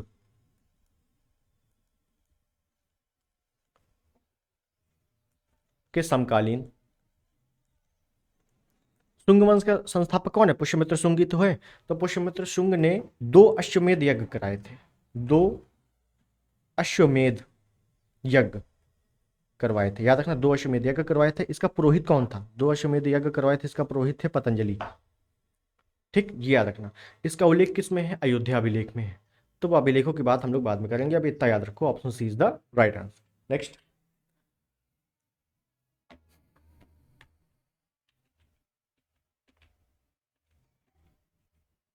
ठीक, अब दिख रहा होगा आप लोगों को, बहुत बढ़िया। चलो, क्या पूछा गया है? हमसे पूछा गया है राजवंश को पहचानिए। दी गई जानकारी के अनुसार राजवंश को पहचानिए। कोई दिक्कत नहीं, पहचान लेंगे। पुष्यमित्र शुंग ने इस वंश की स्थापना की थी।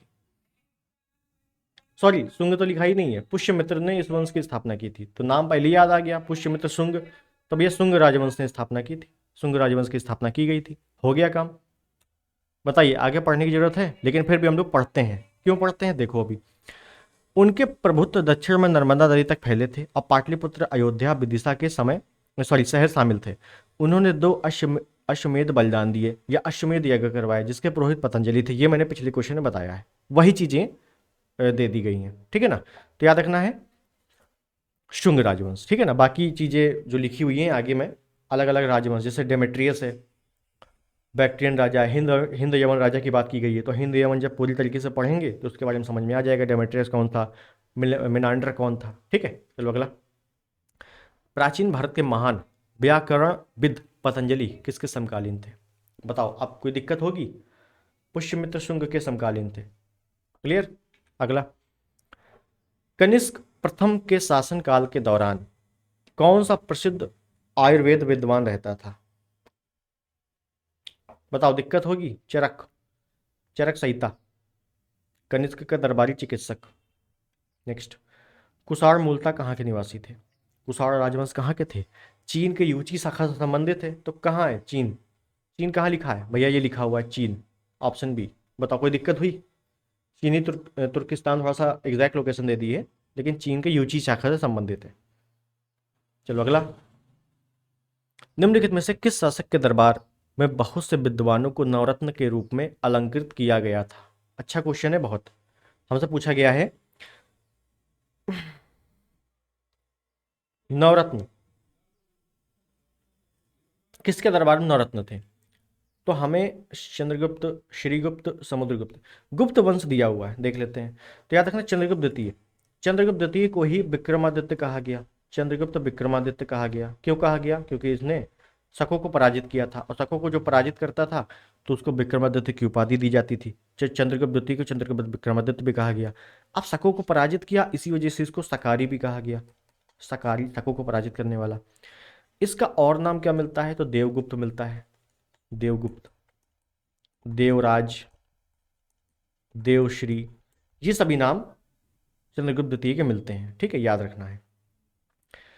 अब इसी के समय में नवरत्न थे, नवरत्नों की बात कर लें। गुप्त वंश की राजधानी क्या थी, पाटलिपुत्र, लेकिन खासकर चंद्रगुप्त द्वितीय ने एक अलग से राजधानी बनाई थी, द्वितीय राजधानी बनाई थी उज्जैन, यहीं पर सभी नवरत्न रहा करते थे। अब नवरत्न कौन कौन थे, तो यहां पे लिख देता हूं, जैसे आपके प्रसिद्ध, क्योंकि नवरत्न ऐसे क्वेश्चन आएंगे इस बार, निम्न में से कौन सा नवरत्न नहीं था, तो हमें पता होना चाहिए कौन कौन था, ठीक। देखो, कालिदास, मैं लिख भी रहा हूँ बोल भी रहा हूँ, हो सकता है लिखा हुआ ना समझ में आए, लेकिन आप लोग देख लेना, ठीक है ना। कालिदास, अमर सिंह, वराह मिहिर, छपड़क, घटकरपर, वर्रोची, शंकु, वेताल भट्ट,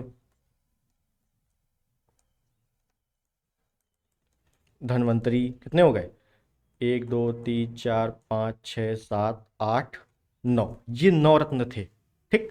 धन्वंतरी आपका चिकित्सा से संबंधित है, बहुत अच्छे से याद रखना, क्योंकि चिकित्सक आपका चरक भी देखो चिकित्सा से संबंधित, धन्वंतरी भी चिकित्सा से संबंधित, तो चिकित्सक आपके पूछे जाते हैं। और राजवैद्य जीवक जो बिंबिसार के शासनकाल में थे वो भी चिकित्सा से संबंधित, तो मेडिकल व्यवस्था से संबंधित क्वेश्चन आपसे पूछे जाते हैं।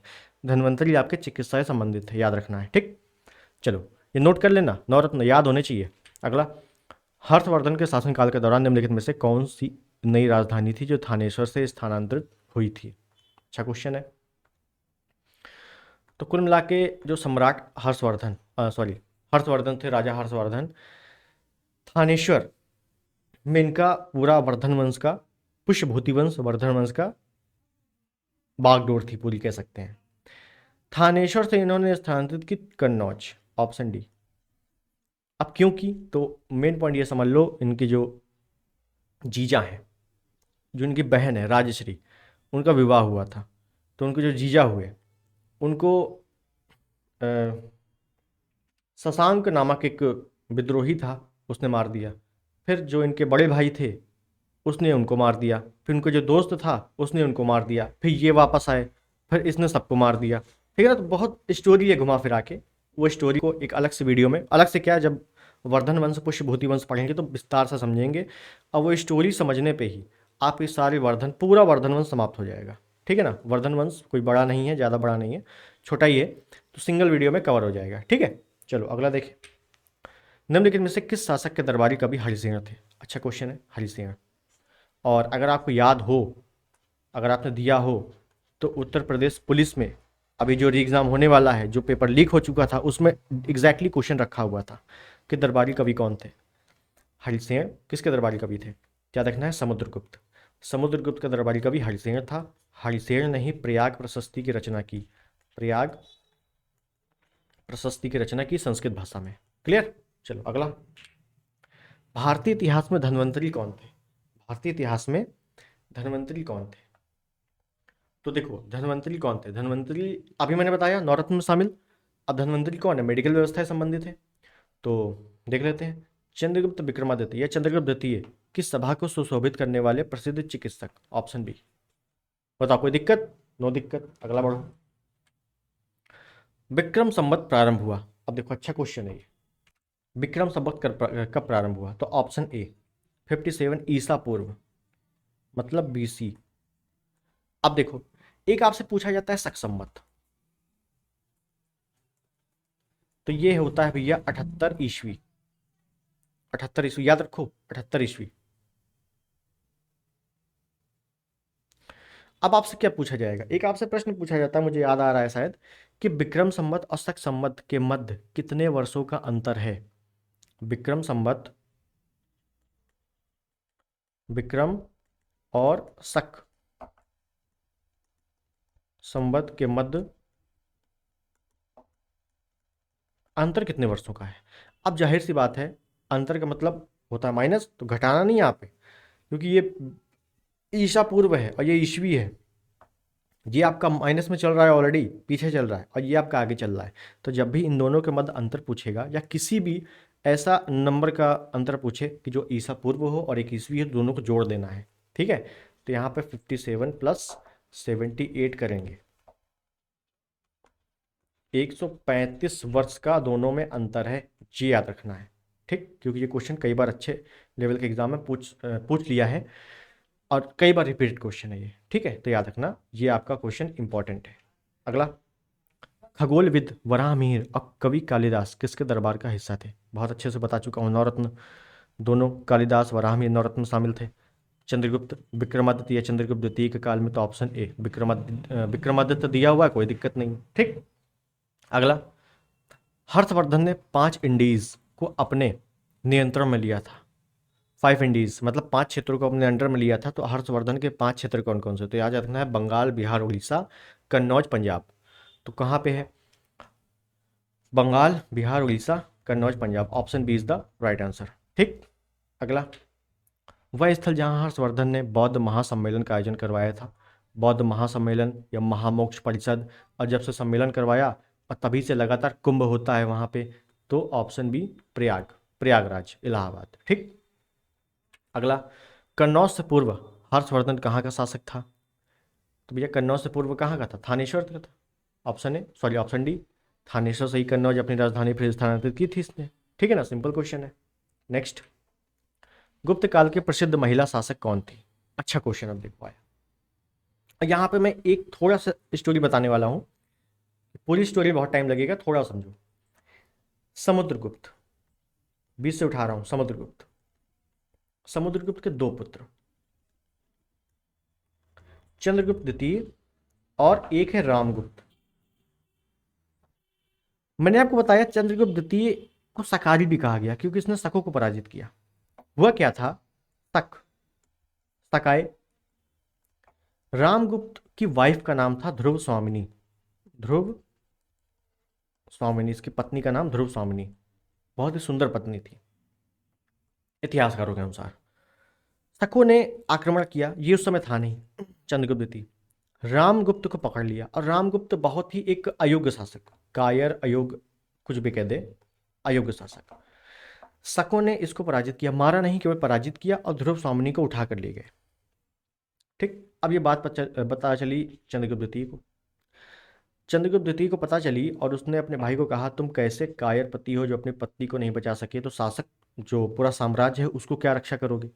तो रामगुप्त को इसने उड़ा दिया, चंद्रगुप्त द्वितीय ने ही रामगुप्त को उड़ा दिया। इस वजह से पीसीएस में कभी कभी पूछा जाता है कि गुप्त वंश का कौन सा शासक था जिसने अपने बड़े भाई की हत्या की थी, तो चंद्रगुप्त द्वितीय ही है जिसने अपने बड़े भाई रामगुप्त की हत्या की थी। उड़ा दिया इसको, और ये गया तुरंत शकों के पास, और शकों को मारा काटा कायदे से, और ध्रुव सामनी को, अपनी भाभी को वापस ले आया।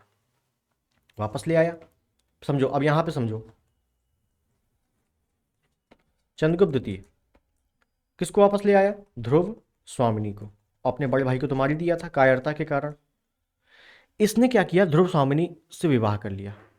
क्या कर लिया, विवाह कर लिया। और इसकी एक पत्नी ऑलरेडी थी, क्या नाम था, कुबेर नागा। कुबेर नागा, ठीक, ऑलरेडी पत्नी थी। अब हुआ क्या, इसको ध्रुव स्वामिनी और कुबेर नागा से एक एक पुत्र की प्राप्ति हुई, पुत्र पुत्री। ध्रुव स्वामिनी से इसको एक पुत्र हुआ जिसका नाम था कुमार गुप्त प्रथम, जो आगे चल के नालंदा विश्वविद्यालय की स्थापना करवाएगा। और कुबेर नागा से इसको एक पुत्री हुई प्रभावती गुप्त, जो आगे चलकर वाकाटक वंश के शासक रुद्रसेन द्वितीय के साथ विवाह हुआ, और वही वाकाटक वंश जिसके संरक्षण में एलिफेंटा गुफा का निर्माण हुआ। ठीक है, तो ये याद रखना। और ये पूरी घटना, कौन सी घटना, चंद्रगुप्त द्वितीय अपने बड़े भाई की हत्या की, शकों को पराजित किया, अपनी भाभी से विवाह किया, ये पूरी घटना का उल्लेख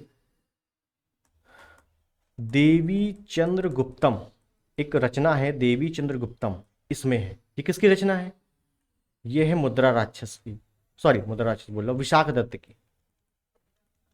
विशाख दत्त की एक रचना मुद्रा राक्षस भी है, और एक रचना देवी चंद्रगुप्तम भी है, तो उसी में सारी बातों का उल्लेख मिलता है। ठीक है, तो ये प्रभावती गुप्ता एक शासक कायदे से थी। तो महिला शासक कौन थी, Prabhavati Gupta. Option B is the right answer. ठीक, तो ये कहानी आपको समझ में आ गई होगी। अगला देखें, 12वीं शताब्दी के आरंभ में दिल्ली पर किसका शासन था। दिल्ली का संस्थापक अनंगपाल तोमर, तो तोमर वंश, ऑप्शन ए। ठीक, कोई दिक्कत नहीं, अगला बढ़ेंगे। जयचंद के विश्वासघात के कारण पृथ्वीराज चौहान की पराजय हुई। कालांतर में जयचंद्र कहां और कब मारा गया। 3 युद्ध याद रखने हैं, तराइन का प्रथम युद्ध, तराइन का द्वितीय युद्ध, उसके बाद चंदावर का युद्ध। तराइन का प्रथम युद्ध 1191, ये 1192, और ये आपका 1194। इसमें क्या हुआ, मोहम्मद गौरी और पृथ्वीराज चौहान के मध्य युद्ध हुआ। मोहम्मद गौरी हार गया, लेकिन पृथ्वीराज चौहान ने छोड़ दिया। इसमें क्या हुआ, मोहम्मद गौरी पृथ्वीराज चौहान के मध्य युद्ध हुआ, पृथ्वीराज चौहान हार गया, और मोहम्मद गौरी ने पृथ्वीराज चौहान को मार दिया। इसमें क्या हुआ, मोहम्मद गौरी ने जयचंद को मार दिया, तो जयचंद का पराजित हुआ, तो चंदावर के युद्ध में 1194 में। और तराइन का जो तीसरा युद्ध होता है वो 1215 में होता है, इल्तुतमिश के समय, इल्तुतमिश। ठीक, तो आगे देखेंगे उसको। निम्न में से कौन से वंश ने भारत के दक्षिण भाग पर शासन नहीं किया था। चेर दक्षिण भारत के थे, पांडे दक्षिण भारत के थे, चोल भी दक्षिण भारत के थे, राजपूत नहीं थे। राजपूतों का ज्यादातर हिस्सा आपका राजस्थान, दिल्ली, मध्य प्रदेश, हरियाणा, ये वाला क्षेत्र था। ठीक है, चलो अगला। पाल साम्राज्य भारत के किस हिस्से से संबंधित थे। तो पाल जो है पूर्वी हिस्से से। पाल वंश की राजधानी मुंगेर थी। पाल वंश का संस्थापक गोपाल था संस्थापक, और राजधानी क्या थी, मुंगेर। ठीक है ना, ज़्यादा डिटेलिंग नहीं जाएंगे, आगे इसके बारे में देखेंगे। एक चीज़ याद रखो, दक्षिण भारत के जितने राजवंश हैं ना, उनके बारे में ज़्यादा डिटेलिंग विस्तार नहीं है, कहानी नहीं है, उनके बारे में ज़्यादातर फैक्ट है, और फैक्ट ही पूछे जाते हैं आपसे। ठीक है ना, तो उनके दक्षिण भारत की राजधानी, दक्षिण भारत के राजवंशों के बारे में ज़्यादा टेंशन मत लेना, जो फैक्ट है वही बता दूंगा, तो उससे क्वेश्चन आ जाएंगे, और वहीं से आए भी हैं, चाहे आप जितना पेपर उठा के देख लो, जितना पिछला पेपर उठा के देख लो। ठीक, चलो अगला देखें। पाल वंश का पहला शासक कौन था। पहला शासक वही होगा जो संस्थापक होगा, गोपाल, सिंपल। नेक्स्ट, निम्नलिखित में से कौन सा शिव मंदिर चोल शासकों के संरक्षण में नहीं बनाया गया था। अब देखो, केवल मंदिर के बारे में पूछा गया है, तो मंदिर की एग्जैक्ट हमें पता होना चाहिए। नटराज मंदिर बना था, और ये भी बना था, बृहदेश्वर मंदिर भी बना था। ये नहीं बना था, ये आपका महाराष्ट्र में है। गोंडेश्वर मंदिर आपका महाराष्ट्र में। ठीक, चलो अगला। महोदयपुरम के चेल महोदयपुरम के चेर साम्राज्य में बोले जाने वाली संभावित भाषा डैश थी, क्या थी? भाषा के बारे में पूछा गया है तो याद रखना है भाषा कौन सी थी, मलयालम थी। ठीक है ना। महोदयपुरम चेर, महोदयपुरम कहाँ पे, तो ये केरल वाला क्षेत्र, केरल, ये भी याद रखो, केरल में मलयालम बोली जाती है, कोई दिक्कत नहीं है। अगला। सिंचाई के लिए 16 मील लंबी चोल झील का निर्माण इनमें से किस चोल शासक ने करवाया था? तो चोल झील बहुत ही प्रसिद्ध झील है, इसके निर्माण राजेंद्र प्रथम ने करवाया था, राजेंद्र प्रथम ने। ठीक है ना, option A is the right answer. अगला। कौन सा साहित्य संगम साहित्य के रूप में जाना जाता है? दक्षिण भारत का जो तमिल साहित्य है, तमिल साहित्य, इसी को संगम साहित्य कहा जाता है। ठीक है ना, option A is the right answer. Next. Chola अभिलेखों के अनुसार जैन सभाओं को दान में दिए जाने वाले भूमि को क्या कहा जाता था? अब देखो, ये सभी जो दिखा हुआ है चारों ऑप्शन, इसके बारे में जानना बहुत जरूरी है। ठीक है ना, तो चारों के बारे में देखेंगे हम लोग। तो पहले देख लेते हैं, जो जैन सभाओं को दान में दी जाने वाली भूमि थी चोल अभिलेख के अनुसार, वो क्या था? पल्ली छांदम। ऑप्शन सी, पल्ली छांदम का मतलब ही था कि जैन सभाओं को भूमि दी जाने वाली भूमि, दान दी जाने वाली। ठीक। ब्रह्म दे लिखा हुआ है, ब्रह्म मतलब ब्राह्मण, दे मतलब देने वाला, तो ब्रह्म दे, ब्राह्मणों को दी जाने वाली भूमि, ब्राह्मणों को दी जाने वाली जो भूमि थी, इसको क्या कहा गया? ब्रह्मदेव। ठीक, अच्छे से याद रखना। उसके बाद साला भोग, साला भोग का मतलब स्कूल, क्या? साला भोग यहां लिख देता हूं, स्कूल या विद्यालय लिख दो, है ना, विद्यालय ज़्यादा अच्छा है। स्कूल या विद्यालयों के रख रखाव के लिए, के निर्माण के लिए, रख रखाव ज़्यादा अच्छा लग रहा है, रख रखाव के लिए जो भूमि दान दी जाती थी उसको साला भोग कहा जाता था, ये नोट कर लेना कहीं पर। और ये क्या लिखा है? वेल्लंग बगाई, इसका मतलब होता है जो गैर ब्राह्मण है, जो ब्राह्मण नहीं है, गैर ब्राह्मण है, उनकी जो भूमि का स्वामी होता था, भूमि का मालिक होता था, उसको वेल्लंग बगाई कहा जाता था। ठीक है ना, तो चारों पॉइंट याद रखने हैं, चोल अभिलेख के अनुसार है। ठीक है ना, तो ये चारों पॉइंट कहीं ना कहीं पूछे गए हैं, इस वजह से मैंने बताया। तो पूछा क्या गया था? जैन सभाओं को दान दी जाने वाली भूमि, तो option C is the right answer है वैसे। ठीक, अगला। प्रसिद्ध संस्कृत ग्रंथ लीलावती, क्या पूछा गया है? प्रसिद्ध जो ग्रंथ है लीलावती किस विषय पर लिखा गया? बहुत अच्छे से याद रखना, लीलावती के लेखक कौन है?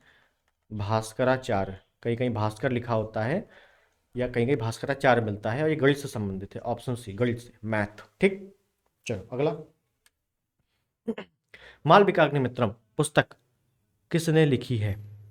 बहुत इंपॉर्टेंट क्वेश्चन है, मालविकाग्नि पुस्तक किसने लिखी है, देख लेते हैं। अब इसके लिए मुझे एक पेज चाहिए। कालिदास की रचनाएं, क्यों बता रहा हूं? क्योंकि बहुत बार पूछी गई है, इस वजह से कोई भी रचना छूटनी नहीं चाहिए। यहाँ से एक भी अगर प्रश्न आया तो आपको मिल जाना चाहिए। जितनी रचना लिखा रहा हूँ उतनी पढ़ना केवल, ये भी गारंटी है, देख लो।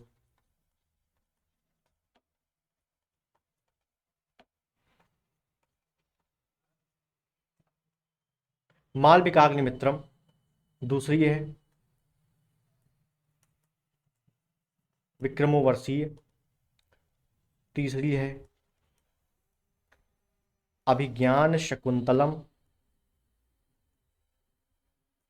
अभिज्ञान शकुंतलम चौथी है,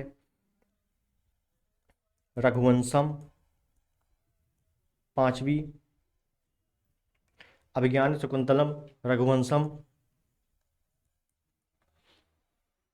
कुमार संभवम। ठीक, उसके बाद एक आप लिख लो ऋतु संहार, और एक लिख लो मेघदूत, मेघदूत। ये कालिदास की प्रमुख रचनाएं हैं और इतनी बार बार पूछी जाती है। ठीक है ना, तो खैर मालविकाग्निमित्रम किसकी है? कालिदास की है। ठीक, चलो अगला। जी पॉइंट याद रख लेना, ठीक है। अभिज्ञान शकुंतलम किताब के लेखक कौन है? बिल्कुल सिंपल, कालिदास है, अभी बताया। कादम्बरी के लेखक कौन है? Kadambari Banabhatta, option D, Banabhatta. बाणभट्ट की दो रचनाएं, एक है कादम्बरी, एक है हर्षचरित, और दोनों में हर्षवर्धन के बारे में उल्लेख मिलता है। ठीक, याद रखना। अगला, विशाख दत्त द्वारा रचित मुद्रा राक्षस कौन सी भाषा में लिखी गई है? इंपॉर्टेंट क्वेश्चन है। तो विशाख दत्त ने मुद्रा राक्षस लिखी है। विशाख दत्त ने एक लिखी थी देवी चंद्रगुप्तम, जिसमें चंद्रगुप्त के बारे में हम लोगों ने देखा था, देवी चंद्र गुप्तम। ये किस भाषा में है? संस्कृत भाषा में, मुद्रा राक्षस। ठीक, मुद्रा राक्षस को जासूसी ग्रंथ, भारत का जासूसी ग्रंथ भी कहा जाता है, ये भी याद रखना। भारत का जासूसी ग्रंथ मुद्रा राक्षस को भी कहा जाता है। ठीक, अगला, मेगस्थनीज जिसने भारत के बारे में प्रसिद्ध ग्रंथ इंडिका लिखी है, वह मूल रूप से किस देश का था? तो मेगस्थनीज कहाँ से आया था? ग्रीस का निवासी था, ऑप्शन बी। ठीक, ग्रीस का था। प्रसिद्ध विरूपाक्ष मंदिर कहाँ पर स्थित है? जो विरूपाक्ष मंदिर है, अब देखो ये अभी आया है, 15 में भी आया था। ये हम्पी कर्नाटक में है और तुंगभद्रा नदी के किनारे है, ये भी याद रखो। ठीक है, अगला, खजुराहो समूह के प्रसिद्ध स्मारक किस राज्य में है? खजुराहो का मंदिर कहाँ पे है? मध्य प्रदेश में है। और जो महादेव का कंदलिया महादेव मंदिर है, बहुत ही फेमस है यहाँ का। ठीक है ना, तो खजुराहो में, मध्य प्रदेश में है। नेक्स्ट, डैश मंदिर एलोरा महाराष्ट्र में स्थित एक प्राचीन हिंदू मंदिर है जो चट्टानों को काट कर बनाए गए सबसे बड़े मंदिरों में से एक है, कैलाश मंदिर। जो एलोरा का कैलाश मंदिर है वह एकात्मक मंदिर है। इसका निर्माण कृष्ण प्रथम ने करवाया था, कृष्ण प्रथम ने करवाया था। और एक चीज याद रख लेना है, ये कृष्ण प्रथम किस वंश से संबंधित है? तो याद रखना, राष्ट्रकूट, राष्ट्रकूट वंश का शासक है। ठीक, चलो अगला, मथुरा कला स्कूल कब अपने शिखर पर पहुंचा? मथुरा कला स्कूल, मथुरा कला याद रखना कब अपने शीर्ष पर पहुंचा? तो कुषाण काल में। कुषाण काल में मथुरा कला और क्या बोल गांधार कला, दोनों कला काफ़ी फेमस थी। कुषाणों की राजधानी क्या थी? याद रखना, यहाँ पे मतलब सुनना है, कुषाणों की राजधानी दो थी, एक पेशावर पाकिस्तान में, एक मथुरा यूपी में। मथुरा सांस्कृतिक राजधानी थी, कुषाणों की सांस्कृतिक राजधानी पूछता है क्या है, तो मथुरा है। कनिष्क की सैनिक भेष में सैनिक वस्त्र पहने हुए मूर्ति मिली है, कहाँ से? मथुरा से ही मिली है। ठीक है ना, तो याद रखना मथुरा कला का संबंध कुषाण वंश से है। नेक्स्ट,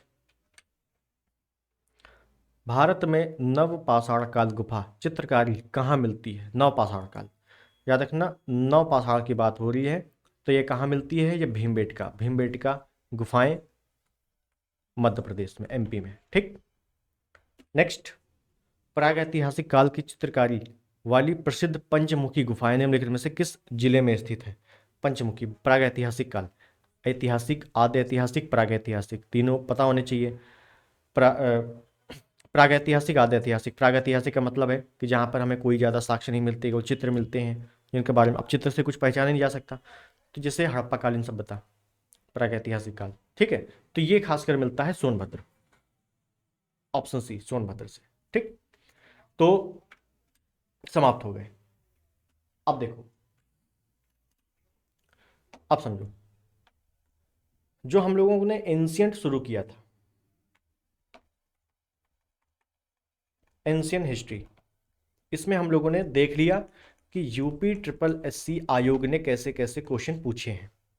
ठीक है, लगभग 100 क्वेश्चन थे हम लोगों के, और 100 क्वेश्चन अच्छे से कंप्लीट हो गए हैं, बहुत ही जल्दी कंप्लीट किया है हम लोगों ने, ज़्यादा डिटेलिंग नहीं ली है।